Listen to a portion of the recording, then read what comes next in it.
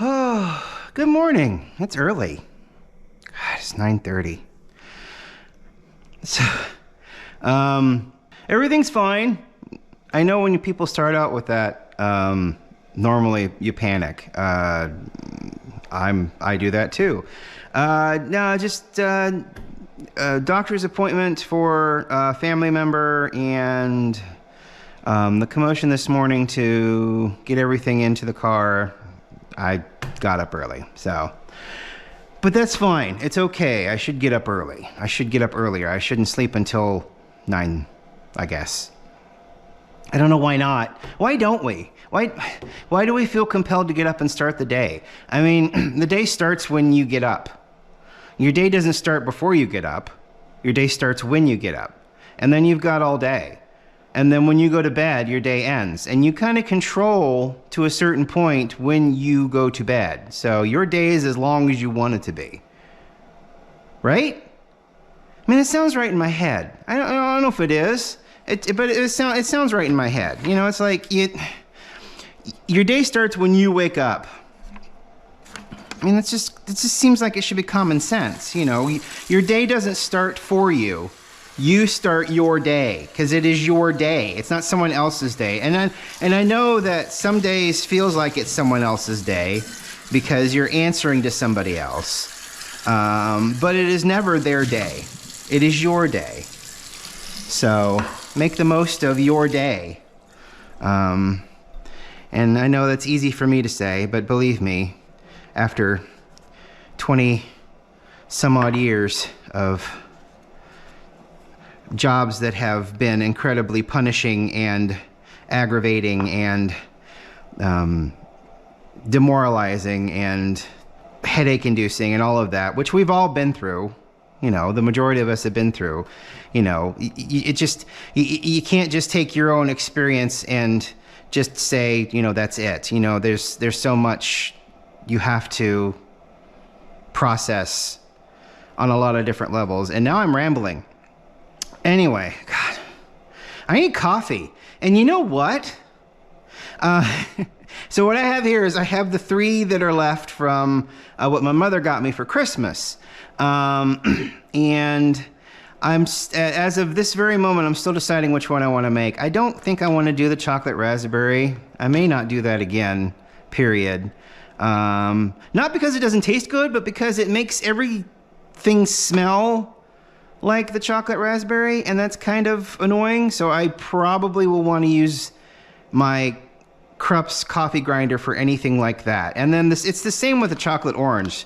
I mean, I love this chocolate orange. It tastes so good. It smells so, oh, it smells so nice. But you know, I should have another grinder. If I'm using this for non-candy coffee, and don't think of that as a derogatory term. I mean, this is candy coffee. I mean, it just is. It's, you know, it's basically, it's force-fed a flavor. You know, it doesn't matter the origin. It doesn't matter, you know, the tasting notes of the coffee prior. It has been infused. You know, this one has chocolate orange infused in it, and there's nothing wrong with that. It's just that now this is candy coffee, and it's delicious, and it's fun, and I really enjoy it, and I would urge you to buy some. But when you're trying to get into other coffees that say this has a flavor profile, this comes from this region, this tastes like this, you want to get that. You don't want to get, you know, the chocolate raspberry that it's taken 4 grinds to get out, and it's still kind of lingering. So, but this maple bacon doesn't do that because it's subtle. It's subtle, but it's not. There's so much maple and so much salty sweetness in here, but it is not an overpowering fruit smell and flavor like that chocolate raspberry, like the chocolate orange. So maybe about 2 grinds later and you're getting rid of what this flavor profile is. So, and maple and bacon sounds good right now. So I'm gonna do about 35 grams.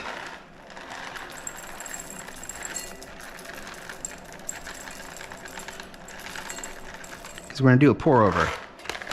36.5, that sounds great. Boy, it just smells so good.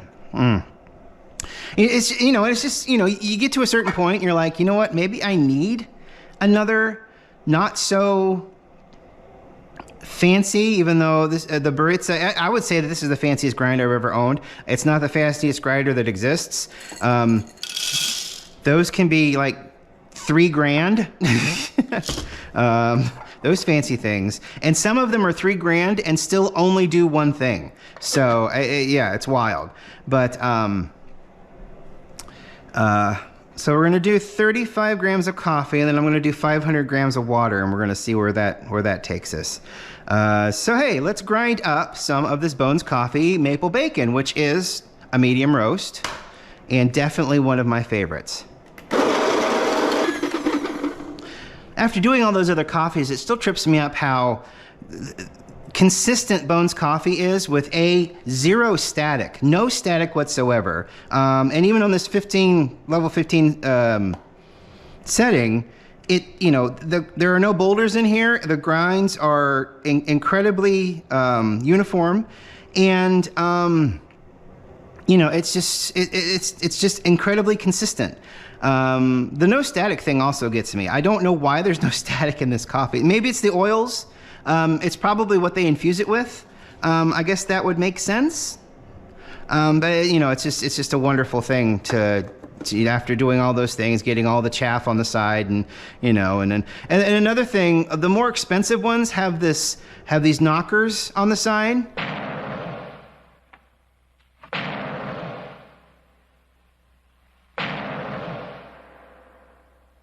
Knockers. And what those knockers do is you kind of bang on them, and it lets loose any loose coffee that's in there. Because you see, I've got 37 grams of coffee in here now.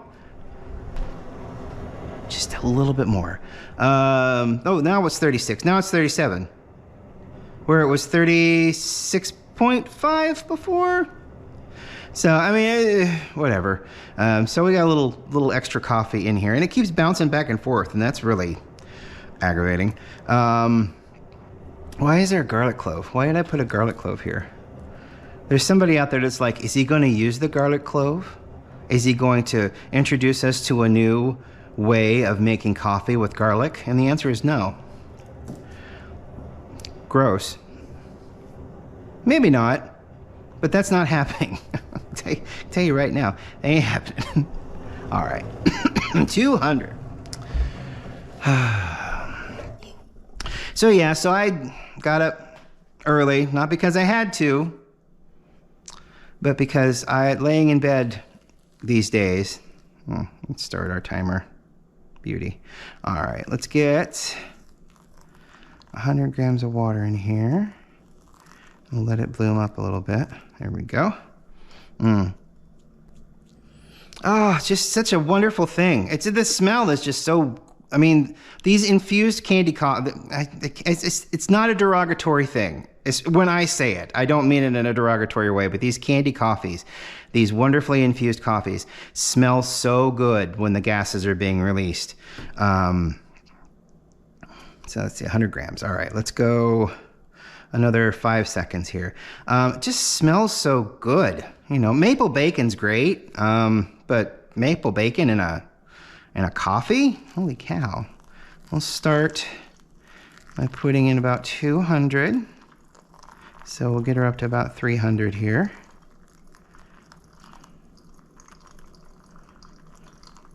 And then we'll let that pull through. Ooh, I'm on the money today. Let that pull through for about a minute. Spoon. And then we'll add the additional 200. Finger's better. I don't know, do you want to see this? I mean, it's not that bad. Look at that. See, it's really funny because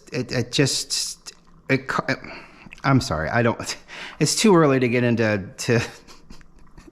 to the maiming. But yeah, the fingernail got cut really kind of far up, and it was really bleedy. We put a Band-Aid on it to start with, and then I'm like, no, this is dripping. So I wound it up with some sterile gauze that I had and put Scotch tape around the bottom. to try to make it not bleed anymore. All right, let's put the additional 300 in, or 200 in to get her up to 500. 'Cause I want coffee. Give me coffee. Oh, 502. Well, I'll take it. I'll take it.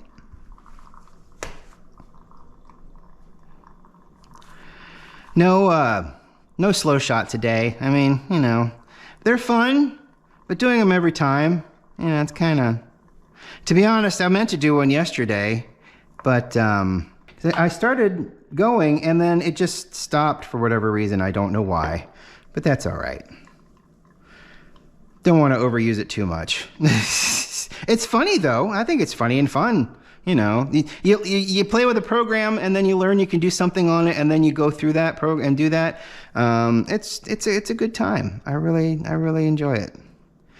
Editing audio and video is definitely something I really love doing, and having the opportunity to relearn at my own pace has been a real benefit to this whole layoff thing.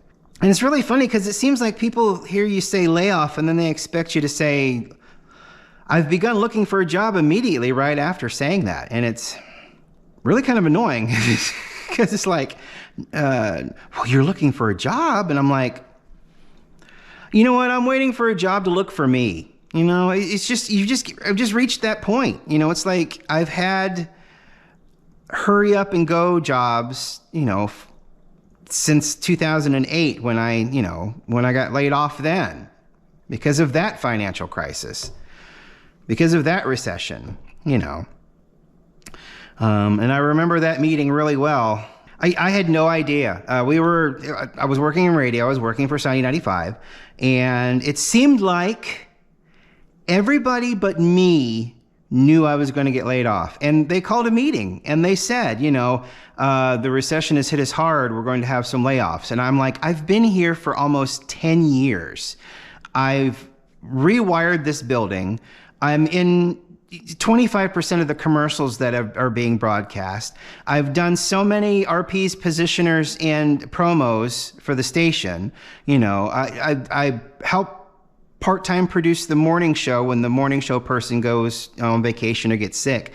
What are they going to do? I'm fine, and you think that.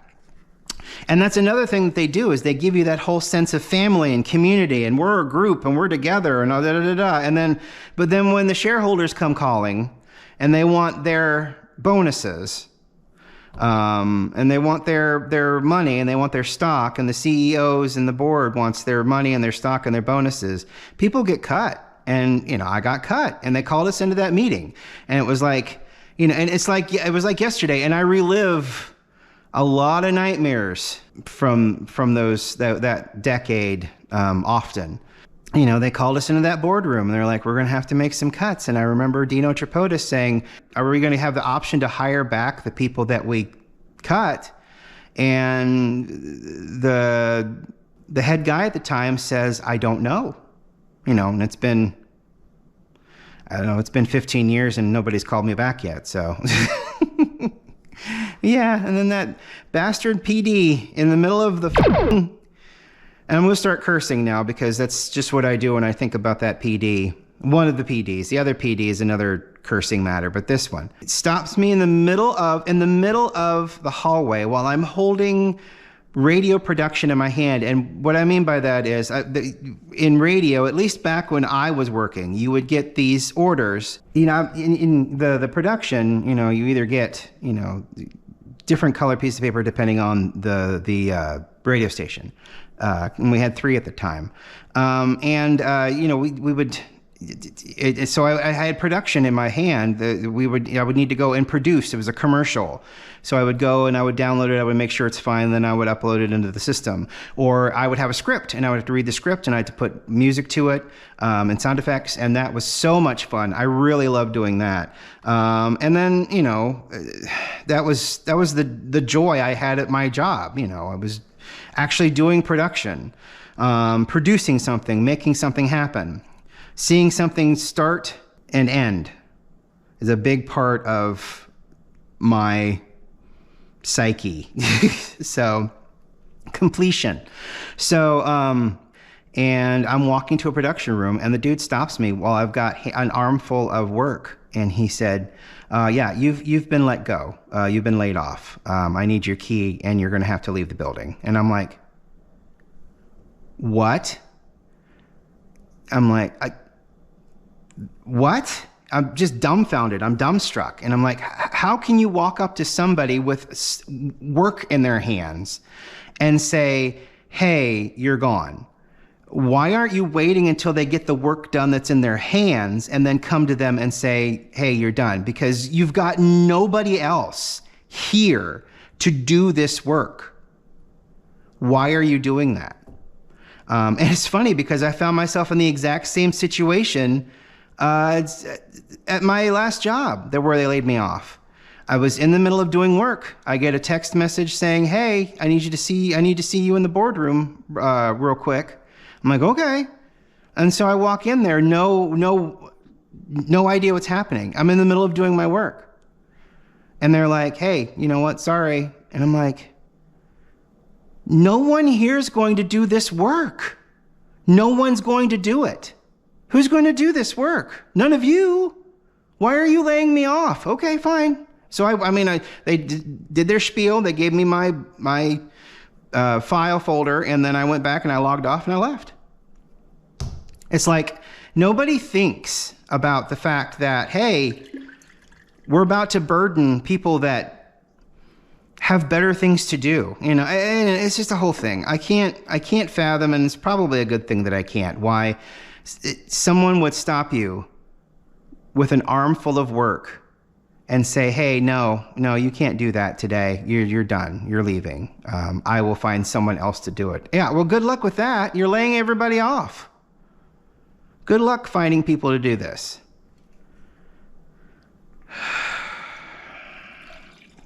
And now we drink coffee. Lovely, lovely, lovely coffee. I'm going to pour a whole damn thing in there. That is my cup of coffee. Doctor, I drink 1 cup of coffee a day. Oh, boy, that maple bacon. Oh, geez. If you ever get a chance. I mean, it doesn't have to be Bones Coffee. I think there's a lot of different places on the internet, but I've never really ventured into them because I've always had this as a go-to, and this has always been wonderful, and there's no reason to change. But Bones Coffee for them for their part here. Oh, and you don't lose the coffee. You just lose the flavor profiles. I mean, this is just maple and bacon along with coffee. There's no underlying mint. There's no, whatever hints of whatever these beans held at one point is gone, and it has been infused with this wonderful flavor. And it's great. I mean, there's absolutely nothing wrong with it. Not a thing. So there's the rant you were looking for today. Thank you so much for watching. I really appreciate it. And we will talk to you tomorrow, where again, we'll blitz this up. And I can tell you what I think. Why not? Talk to you later. Bye.